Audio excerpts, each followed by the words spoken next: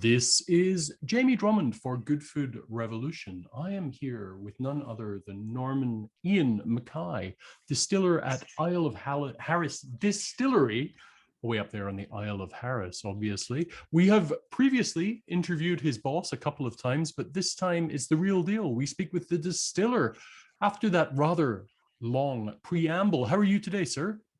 I'm very well, thank you very well. I'm calling from sunny Isle of Harris. I've just finished my 8-hour shift, the first of 2 that we run at the distillery. We're making whiskey and gin in vast batches and good quantities. So yeah, pardon me if I'm a bit flustered, but we've had a very busy time. It's holiday time, so yeah, it's all going very, very well.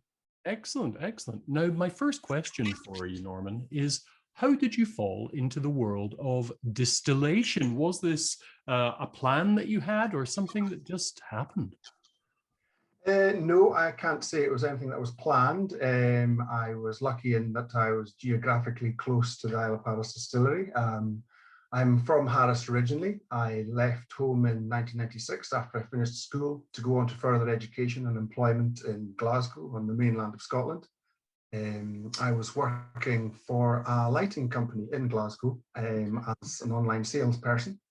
So I was selling items online, on eBay, on Amazon, etc.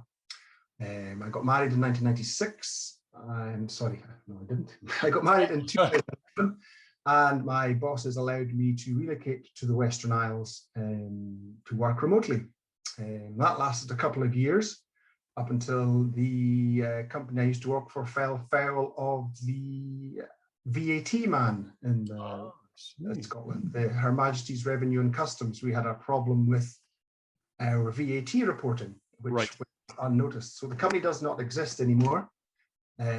So I was available for employment when the distillery were looking to bring on board somebody else to help with the distillation. Their sales of their gin had beaten all forecasts very, very quickly.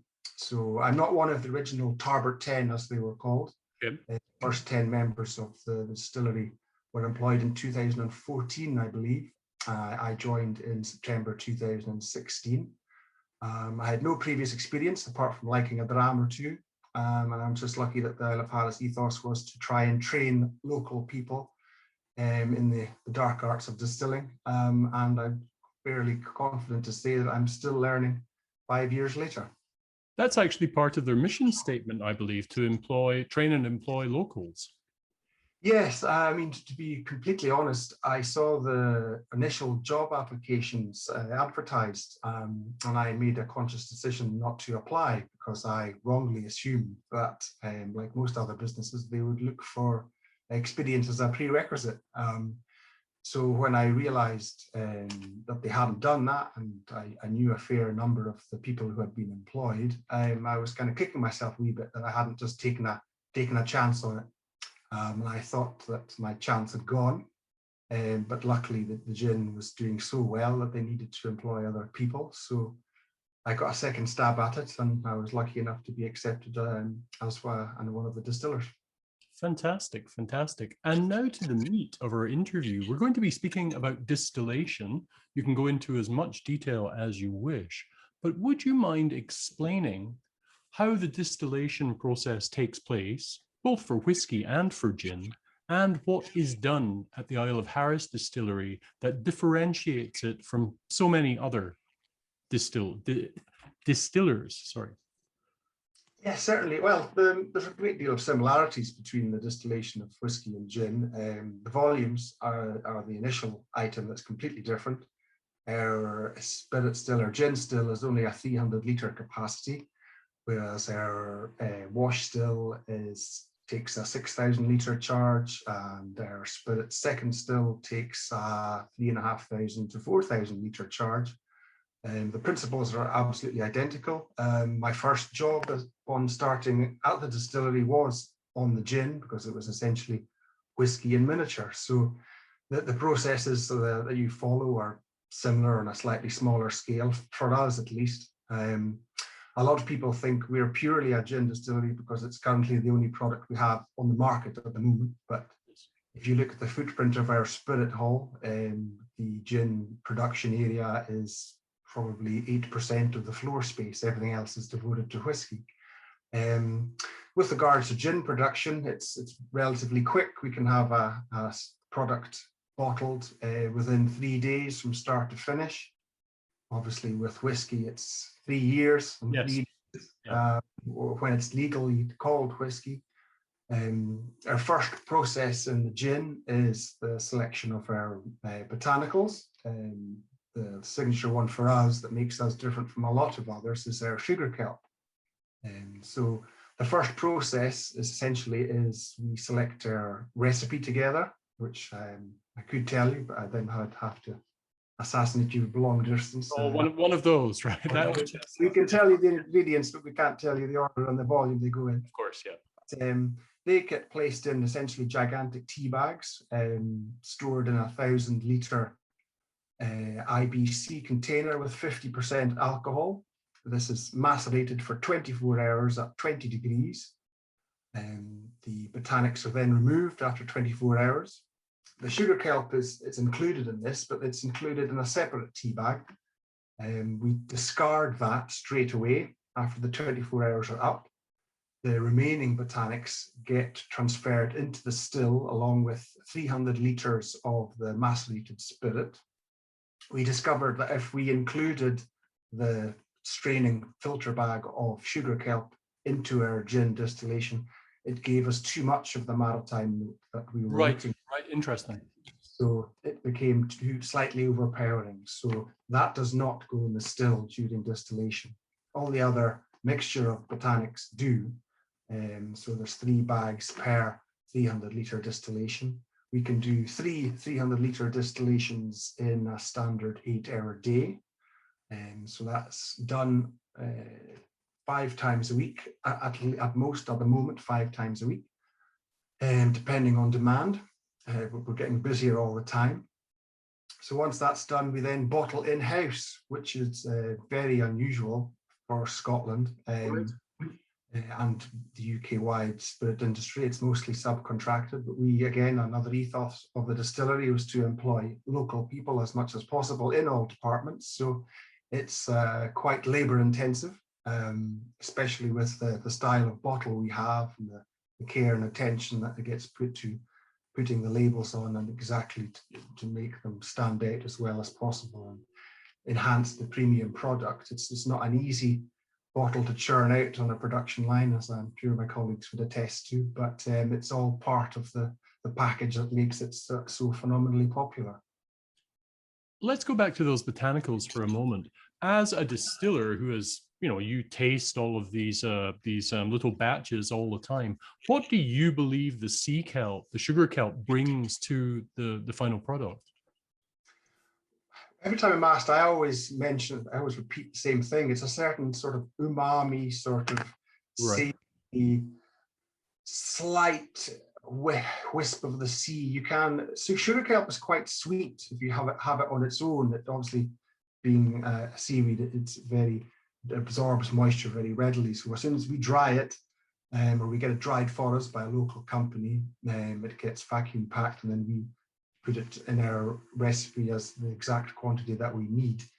But as soon as it gets released from its packaging, it begins to attract moisture again. And if you soak it in water and take a wee sip of the water, it's actually slightly sweet, as well as the great taste of the sea that you're getting. Yes. So it adds a certain saltiness, obviously, but then it's very delicate. It's a slight sweetness as well. It's a very unique sort of coastal, it's a very ephemeral note that comes and goes.